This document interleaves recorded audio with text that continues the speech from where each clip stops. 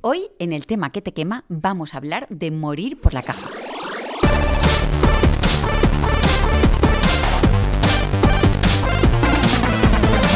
Hablaremos de finanzas y para eso nos acompaña Dani Dancausa, que es director de proyectos en Lanzadera y que es mentor en el área de finanzas para las startups que están en aceleración.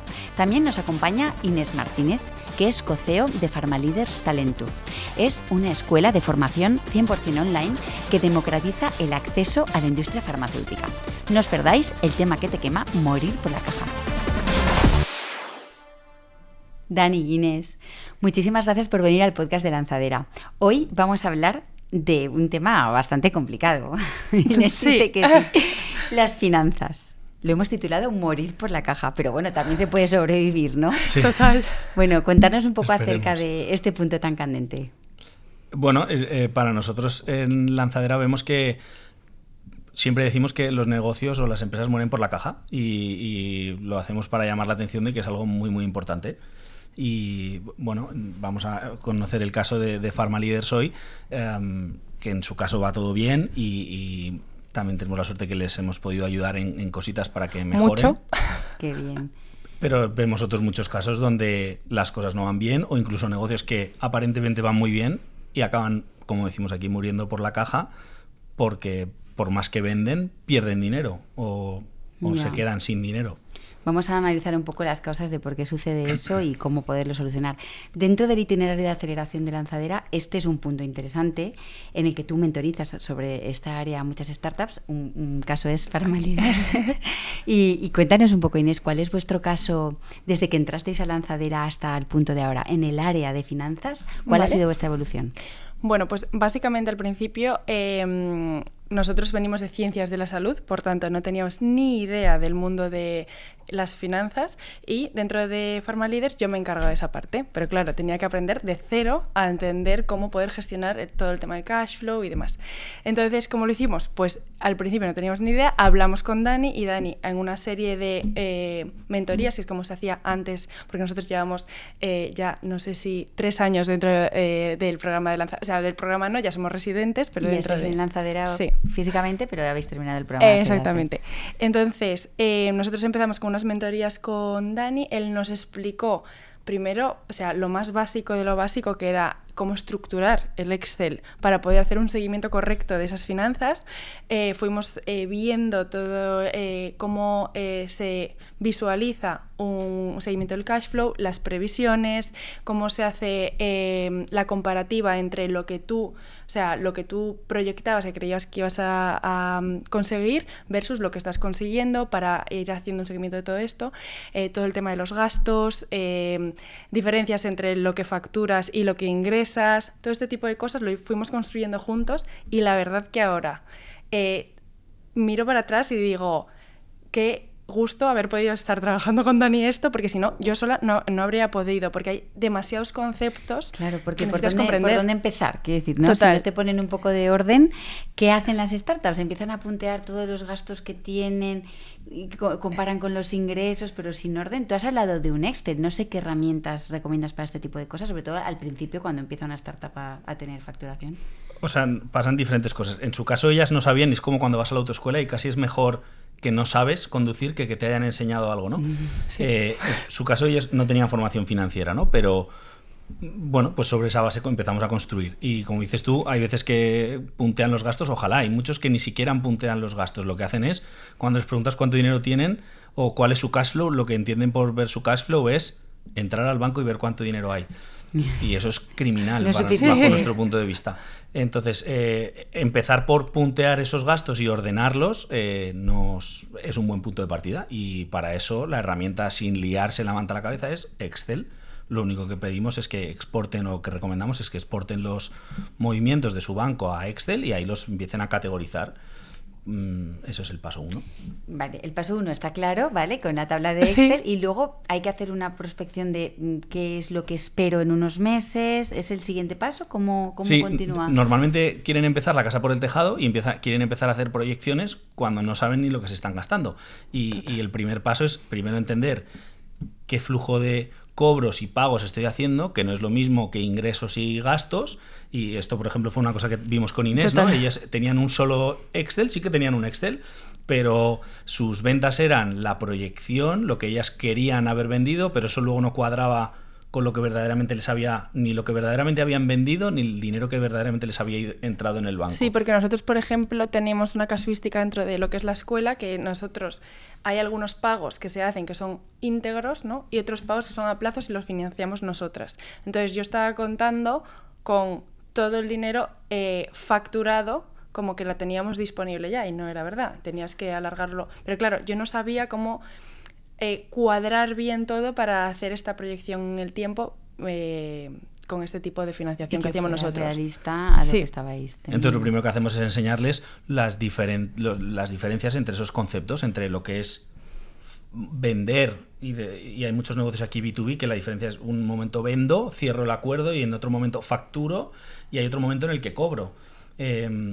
Y puede pasar tiempo. Y también. puede pasar mucho tiempo. Y tenemos negocios, el suyo es un negocio de formación donde cobran a su estudiante, alumno, antes de que reciba la formación, pero tenemos otro montón de negocios aquí en Lanzadera que es bastante agnóstico, totalmente agnóstico en modelo de negocio e industria. Pues tenemos gente que fabrica producto. Acaba de entrar un equipo nuevo al batch que compra en China producto terminado y lo trae aquí, y en China no tienes poder de negociación con el proveedor, entonces adelantan el pago cuando hacen el encargo, luego se lo fabrican, se lo mandan por barco, hablamos de meses en el que tienes que adelantar el dinero que te lo estás tú ya gastando, y luego te llega el producto y lo vendes. Y eso, hay negocios que vemos muchos aquí, que es el ejemplo que te digo, que si no controlan bien la caja pueden llegar a morir de éxito, claro, porque ellos creen que venden, pero por el camino ya se han desangrado a nivel económico. Entrando. Inés, si quieres explicar brevemente de qué va tu empresa para que entendamos por qué tienes alumnos. Vale, perfecto. Pues básicamente nosotros somos dos cosas ahora mismo. Por un lado, una escuela 100% online enfocada a democratizar el acceso a la industria farmacéutica, que esto puede sonar a chino, pero básicamente es aquellas personas que acaban carreras como farmacia, biotecnología, biología, y que no se quieren dedicar a la investigación, o ya lo han hecho a través de un doctorado y quieren dar el salto a trabajar en empresas como AstraZeneca, Novartis, Pfizer, en el equipo de marketing farmacéutico, medical affairs y demás. Entonces nosotros lo que hacemos es ayudarles a dar ese salto, porque había una barrera muy grande, tanto a nivel económico como de disponibilidad de poder hacer estas formaciones, porque eran en Madrid y Barcelona. Entonces creamos la escuela para que el talento que realmente vale no tenga ninguna barrera para acceder a un sector tan potente como la industria farma. Y es online, el servicio que ofrecéis es de formación online. Sí, y por otro lado tenemos como la mayor comunidad de profesionales de la industria farma de España, para que no solo se queden que tú estás haciendo una formación, sino que aparte tienes una red de networking súper potente, que dentro del sector empresa el networking siempre es un pilar súper clave. Claro. Entonces, qué bueno, muy bien. Y Dani, entonces han sido unos alumnos aventajados, ¿eh? Farmalites se ha puesto las pilas con el tema de finanzas, ha obedecido todo lo que les explicaste y ha habido un cambio. Generalmente, ¿cuál es el nivel de conocimientos en áreas de finanzas que detectas en las startups? Sí, lo hablábamos antes. Creemos, o lo que vemos es más que saben menos de lo que creen. Está el que sabe que no sabe, como ellas, que bueno, asumen que no saben. Totalmente. Y por lo tanto están en un nivel bajo, pero luego, por otro ejemplo, no voy a decir nombres, pero un equipo que acaba de entrar y oye, yo no quiero ir a las formaciones de finanzas porque yo tengo un máster en finanzas y yo he gestionado una P&L, y eso es como, a mí me saltan las alarmas de eso, es lo contrario a controlar la caja, ¿no? En un máster en finanzas, yo he tenido un máster en finanzas y no te enseñan en ningún caso que, oye, descárgate el banco, y es como algo muy mundano para que alguien que ha estudiado un máster en finanzas, ¿no? O gestionar una cuenta de resultados de una compañía que ya tracciona y que ya tiene sus flujos de caja ordenados y cosas que no le afectan, digamos que la viabilidad de la compañía no está en riesgo por la caja. Pues sí, entender la rentabilidad está muy bien, es muy importante, es algo que también ayudamos aquí. Pero eso no es el día a día. El día a día, ni empezar, ni cuando estás empezando un proyecto o empezando a traccionar y cambias el modelo de negocio y eso te cambia los flujos de caja. Entonces, bueno, en general vemos que saben menos de lo que creen. Y en realidad es crucial que sepan de finanzas. Totalmente. Para la supervivencia de su propia empresa. Sí, y no de finanzas como... De hecho, en Lanzadera hemos ordenado después de trabajar muchas mentorías con muchos equipos y porque hemos crecido el volumen de los batch y lo que queremos es poder atender a todos con la misma calidad, pues hemos ordenado el programa, como ya has venido contando otras veces, en diferentes itinerarios que responden a problemas de los emprendedores. Y uno de ellos se llama itinerario de control de caja, que es un poco el que yo organizo, coordino, porque es este problema, controlar la caja, que no es como ni siquiera lo llamamos itinerario de finanzas, lo llamamos itinerario de control de caja. Directamente control de caja. Exacto. Porque eso es algo que tienen que hacer todas. Es decir, desde el primer día, desde el día 1, independientemente de si facturan mucho, pocos, ya hay que hacerlo desde el primer momento. O hay una etapa en la que dices, bueno, de momento se están centrando en otras cosas, no hace falta que presten atención a esto. A ver, nosotros particularmente, bueno, yo voy a dar mi opinión. Hombre, claro. Nosotros al principio, como no teníamos... o sea, no facturábamos nada y tampoco gastábamos mucho, evidentemente este no era nuestra prioridad. En el momento en el que empezamos a facturar varios miles de euros, entonces a partir de ahí empezamos a decir, vale, porque tú piensas que estás ingresando este dinero, pero también estás teniendo unos gastos y con eso tú tienes que hacer una proyección para saber tomar decisiones también, de voy a invertir en esto otro, puedo, no puedo. Entonces, en el momento en el que ya empezamos a facturar X cantidad, entonces dijimos, vale, una cosa, hay que controlar esto porque es nuestra, sobre todo nosotros que no tenemos inversión, que es realmente la caja es algo que para nosotros es súper importante, eso nos permitía pues seguir avanzando y tomar decisiones más sabias y para los que tienen inversores externos, no es su caso, pero los que tienen inversores externos tienen que dar cuentas de en qué se gasta el dinero. Exacto. Con lo cual en los dos casos es importante. Sí. Y cuando dice que empezaron a facturar varios miles de euros, o sea, ella empezó a dedicarle tiempo, digamos, por su propia cuenta y con lo que pudo ir aprendiendo, sí. Pero cuando empezamos con las mentorías, porque ellas hicieron una serie de programas de aceleración con nosotros y luego hubo un cambio de director de proyectos y entonces entré yo a mentorizarles. Y ahí fue cuando yo, pues no sé, la cabra tira al monte, le preguntaba por las finanzas, sí. Veía ahí que cojeábamos un poco y rascamos un poco más del tema. Total. Pero hablábamos ya de decenas de miles de facturación, de miles de euros. Sí, ¿no? De aquellas tendríamos el MRR que para quien no sepa lo que es lo que básicamente facturas por mes o ingresas. Bueno, al final lo importante es saber de qué estás hablando. Vale, exacto.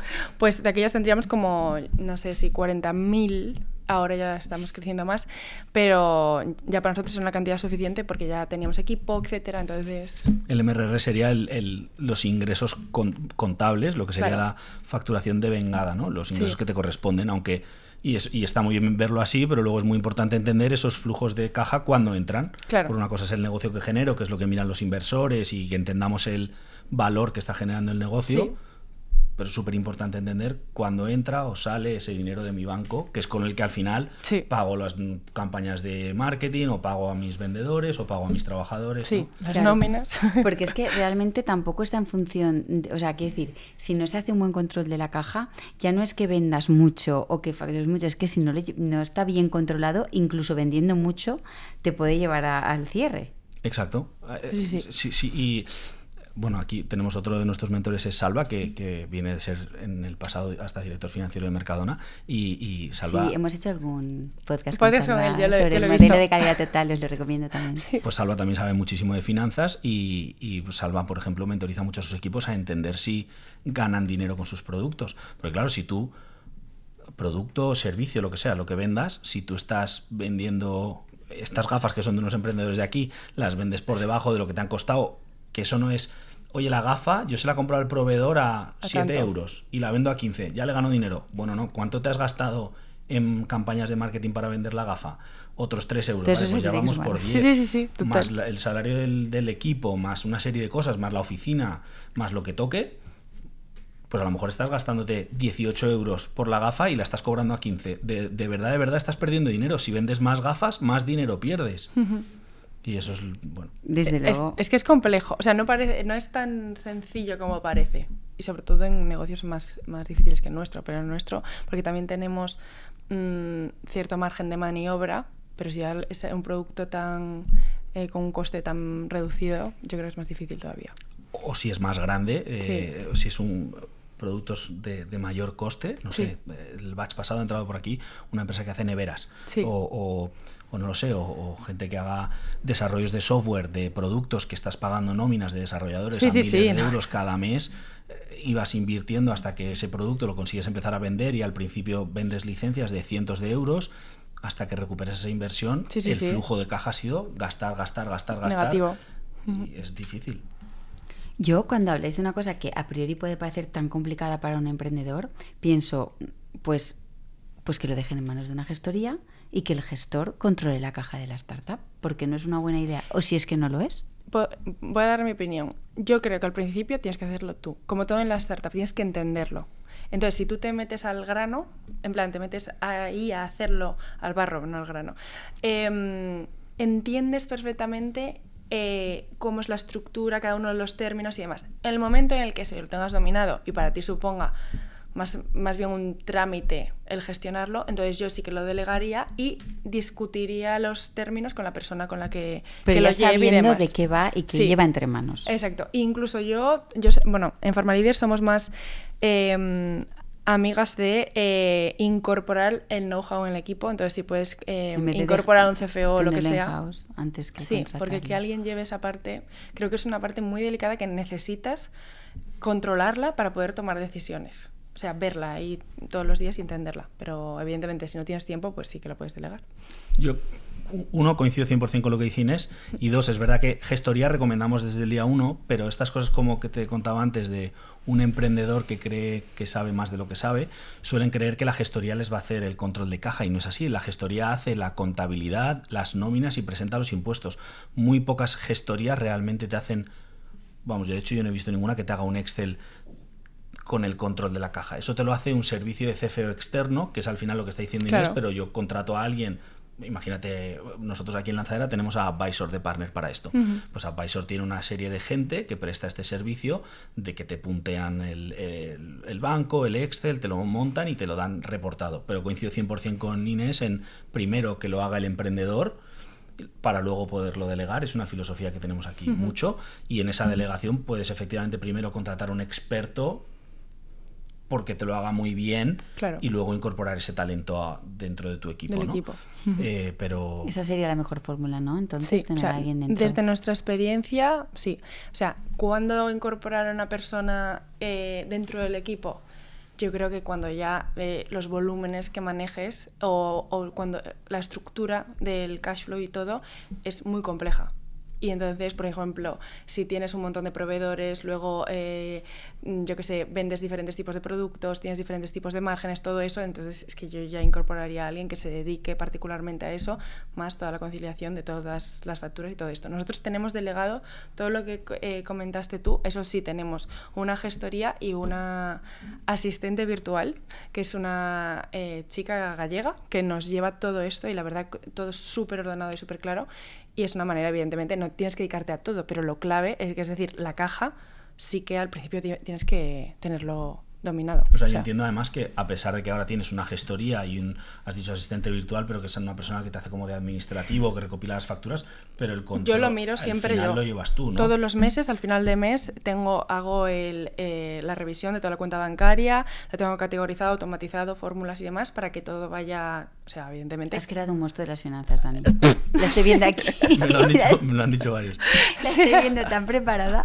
No, pero al final lo Sí. empezó haciendo ella, Muy y bien, cuando, sí. cuando lo va cogiendo y el negocio va creciendo, pues va delegando partes, pero Claro. es como montar un equipo interno, pero puede ser pues Claro. con una gestoría o un freelance. Apoyándote en otras tal. Exacto. Pero sigue cayendo a lo que decíamos, la responsabilidad es del CEO, Sí. o sea, máxima importancia, ¿no?, de este tema. Y una cosa que me pasó fue que nosotros estábamos utilizando una herramienta de inteligencia artificial que nos leía las cuentas del banco y no sé qué, ahora mismo no me acuerdo ni del nombre, pero yo no llegaba a confiar del todo en los números que me estaba poniendo. ¿Pensabas que podía haber márgenes de error ahí con la Sí, inteligencia? entonces a partir de ahí dije, no, voy a hacerlo yo, hasta que no pueda hacerlo yo más, entonces ya lo pasaremos pues a otra persona y tal, pero creo que es súper importante entenderlo 100% porque es que para cualquier cosa necesitas conocer la caja para tomar decisiones, entonces... ¿Habéis visto, sobre todo tú, Dani, grandes dramas en este aspecto de empresas que dices, es una lástima por no haber controlado esto porque el negocio era guay, tenía muy buena pinta, pero...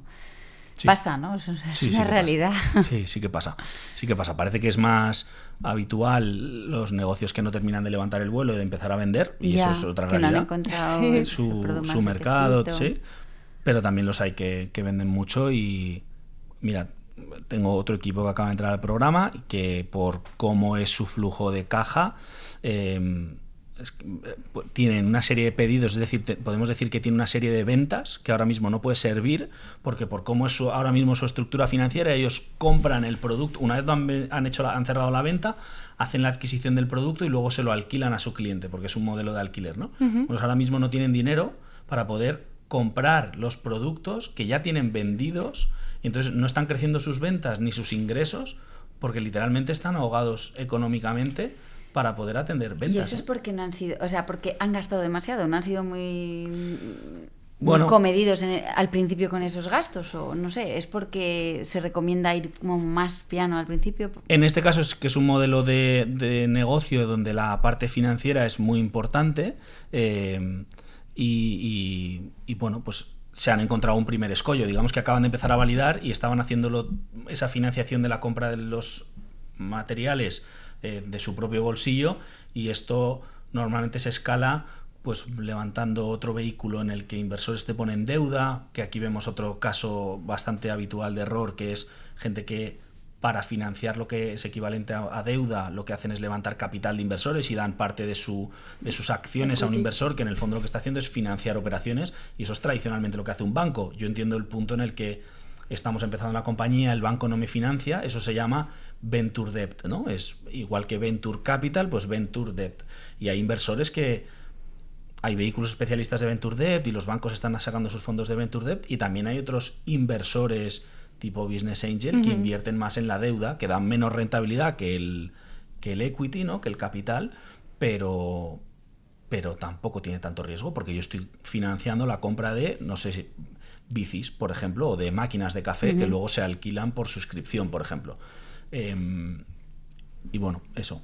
Hay casos más complejos de finanzas donde sí que conviene tener un financiero in-house desde el principio. Un caso del que podemos hablar con nombres y apellidos es, por ejemplo, Boatjump, participada de nuestro fondo Angels, y Boatjump, uno de los fundadores, es financiero, es auditor como yo, empezó su carrera en auditoría y bueno, por suerte lo tenía en el equipo financiero desde el principio, y ahora Alfonso, que es ese director financiero, es también mentor en nuestro programa, y ellos, por ejemplo, tienen un modelo complicado financieramente porque ellos...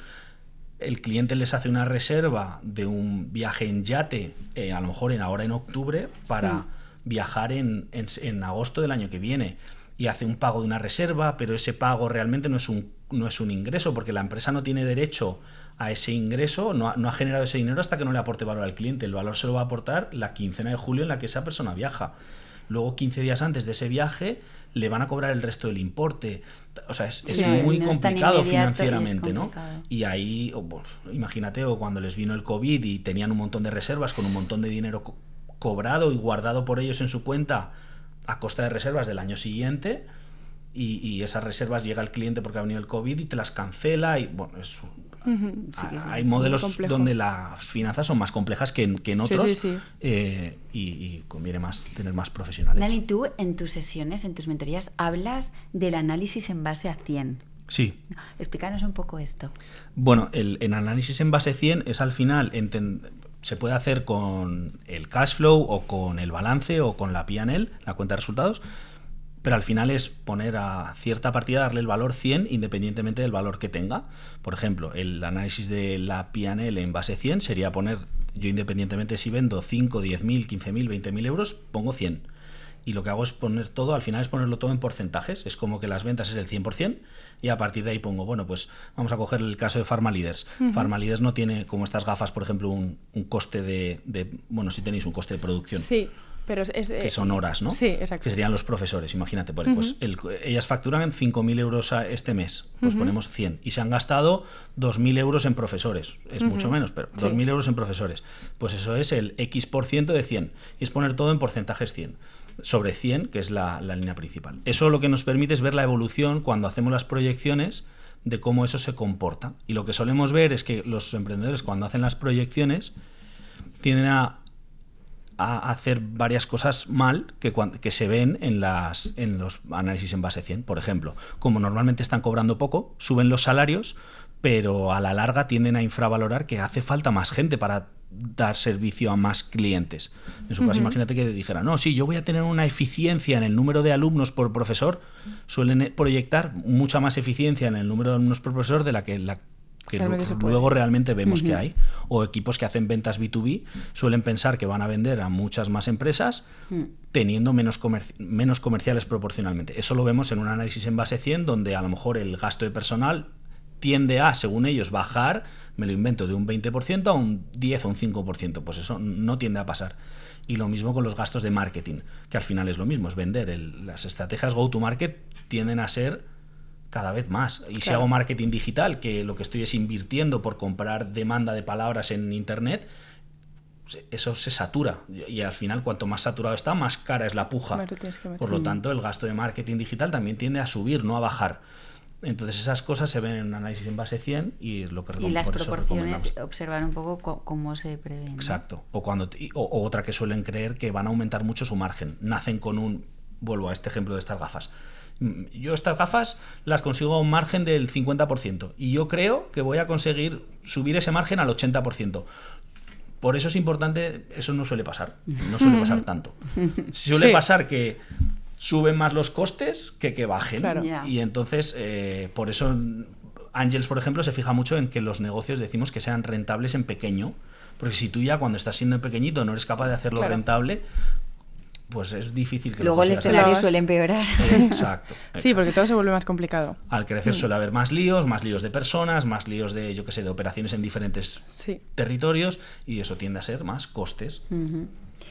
Inés, esta parte, o sea, tú como formación farmacéutica, biotecnóloga,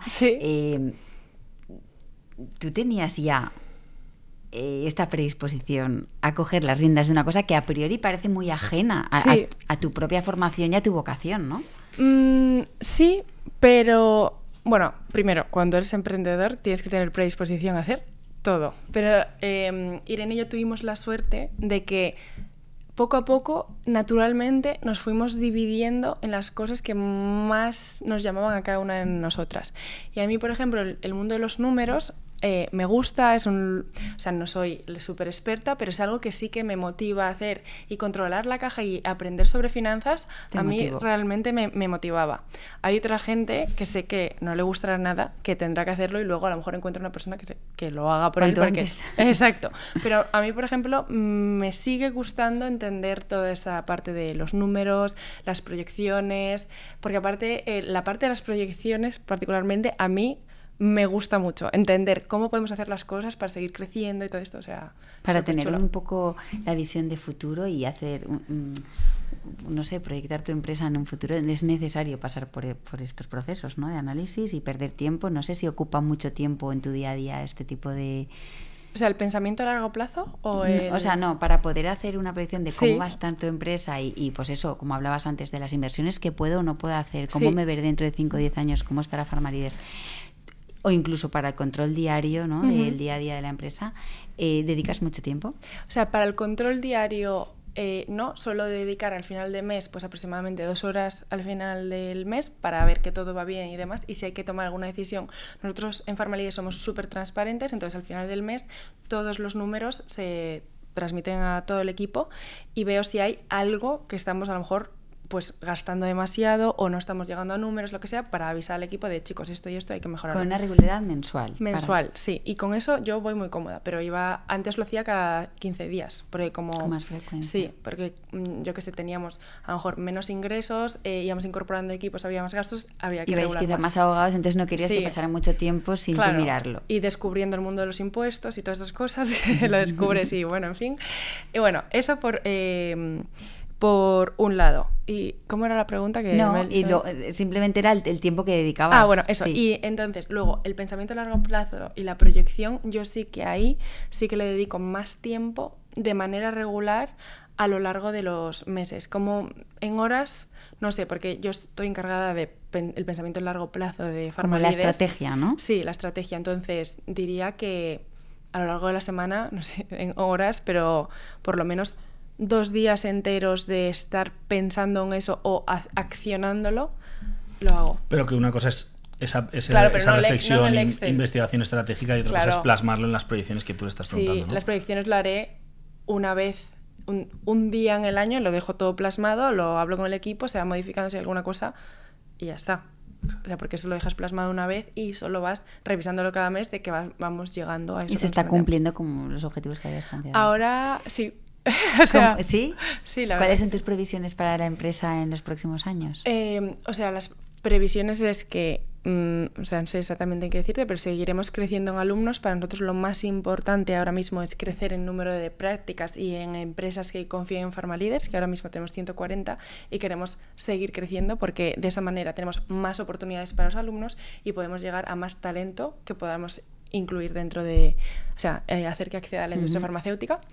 Y luego ahora estamos mirando más allá y queremos ver cómo reinventar la educación. Lo voy a dejar ahí y luego ya, si vamos avanzando y vamos validando cosas, ya iremos descubriendo todo lo que tenemos en mente. Y esa parte es la que hay que aterrizar en una serie de proyecciones que tienen que tener sentido y para eso hay que entenderlo. Pero volviendo a lo que te decía antes, de que viene gente que ha hecho un máster en finanzas y que pues, cree que sabe más de lo que realmente sabe, nos traen unos Excels con 19 pestañas modeladas por un montón de cosas, un montón de productos, un montón de un montón de cosas que no entienden porque no han validado. Entonces ahí es donde decimos que hagan unas proyecciones sencillas, que le pongan un candado y que luego comprueben cómo va evolucionando la realidad. Y eso es lo que llamaríamos un presupuesto que hacen todas las empresas, ¿no? Y luego con ese presupuesto y nuestro real haríamos pues lo que se llamaría un forecast, ¿no? Visualizar cómo va a acabar el año en base a lo que ya he hecho. Imagínate que hemos cerrado el primer trimestre, pues pongo el primer trimestre real y lo que tengo en el presupuesto de los siguientes 3 trimestres y con eso visualizo cómo cerraría el año si cumplo el presupuesto más el real que ya llevo y eso lo comparo contra el presupuesto total y eso sería un forecast, ¿no? Y hay veces en las startups que los modelos cambian radicalmente, pero está bien que tú tengas esa foto inicial y luego a lo mejor haces un nuevo presupuesto como punto de partida, ¿no?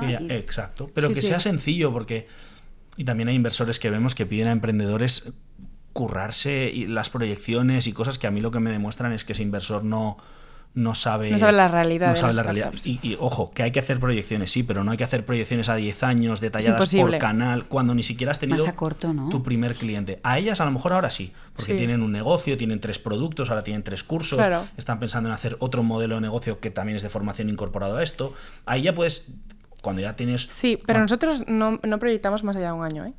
Porque, pues pero porque sabemos, por experiencia que tenemos, que es que a los 3 meses puedes estar cambiando las cosas que te habías planteado. Sí. Entonces, porque igual no están funcionando como esperabas, entonces rápidamente... O a lo mejor ves una oportunidad y dices, ay, es que a lo mejor por aquí tiene sentido, entonces lo validamos. Pero esa es nuestra manera de pensar, de que no sabes lo que va a pasar, entonces puedes estimar más o menos a un año, más o menos puedes hacerlo, a 2 diría que sí. Pero como está cambiando el mundo, a 3 me parece como mirar un poco al aire y decir, esto va a pasar así, pero a lo mejor hay un COVID. Entonces, a nosotros nos sirve mucho hacer proyecciones a un año. Porque no tenéis inversores al que tal. Entonces no tenemos que rendir cuentas. Pero que luego viene el inversor que invierte en una etapa como la tuya, que es ya estáis traccionando, no es una etapa inicial. Pero vienen inversores y piden proyecciones súper detalladas a 5, 7, 10 años. Escucha, que con máximo 3... ¿Sí? Es ya too much. O sea, a nosotros nos pasó de que al principio tuvimos un par de propuestas de inversión y nos dijeron que, o sea, esto al principio, antes de que existiese la escuela de negocio. Sí. Y Irene y yo, sin tener ni idea de proyecciones, ahí nos lo inventamos un poco y tal, y nos dijeron, no, nos tenéis que hacer proyecciones a 5 años. O sea, por decirlo de alguna manera, la fumada que era ese Excel era real, porque a día de hoy no se cumple nada, pero nada. Entonces es como, realmente tienes que entender la realidad del emprendedor y la realidad de lo que es crear un negocio de cero, sin saber cómo se va a mover el mercado, cómo vas a conseguir tú traccionar. O sea, es muy difícil proyectar. Luego cuando ya vas teniendo más experiencia, entiendo que se puede ir proyectando con más... seguridad. Un mínimo hay que proyectar y lo que pasa es que los emprendedores suelen o hacer unas megaproyecciones que es imposible que se cumplan y con cosas que son inalcanzables o decir, bueno, pues hago una porquería porque como no se va a cumplir es una fumada. Entonces nosotros lo que abogamos es porque es un punto medio. Hay que hacer unas proyecciones a un tiempo razonable, no sé, 18, 12 meses, con algo que tenga un sentido. Vayamos a un escenario de mínimos. Oye, pues ¿cuántos estudiantes vamos a captar? Todavía no tenemos claro el precio, vale, pero creemos porque hay modelos comparables que podemos cobrar 100 euros por alumno, vale. Claro. Pues ¿cuántos y queremos pagarnos un sueldo? Vamos a empezar por pagarnos un sueldo a mí y a mi cofundadora. Venga, pues eso, ¿cuánto dinero necesitamos? Y esforzarnos por llegar a esas ventas. Porque también lo que pasa es que, no, como era una fumada, pues no lo he cumplido. Bueno, también hay que esforzarse por cumplirlo. Totalmente, totalmente. Sí que es verdad que nosotros, eso, o sea, en nuestra experiencia, lo que hicimos al principio era, sí, ponernos objetivo de lo que queríamos conseguir de manera tangible, pero no teníamos, pues eso, no teníamos el cash flow ni nada. Y con eso tampoco podíamos hacer proyecciones de cuánto íbamos a ingresar ni tal. Pero luego ya cuando empezamos a tenerlo es que aparte el camino se te clarifica mucho más, porque te paras a pensar cómo quieres conseguir las cosas. Entonces...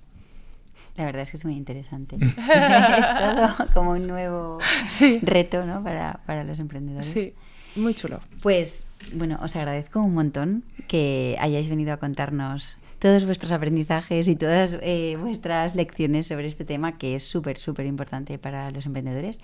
Y muchísimas gracias por venir al podcast. Muchísimas gracias a ti por invitarnos. A mí me ha encantado. Así que... Y un placer. Genial. Espero que haya ayudado a alguien a aventurarse en el mundo de las finanzas. Pues seguro que sí, porque contado por ti parecía fácil y todo. Bueno, intermedio, digamos. Muchas gracias.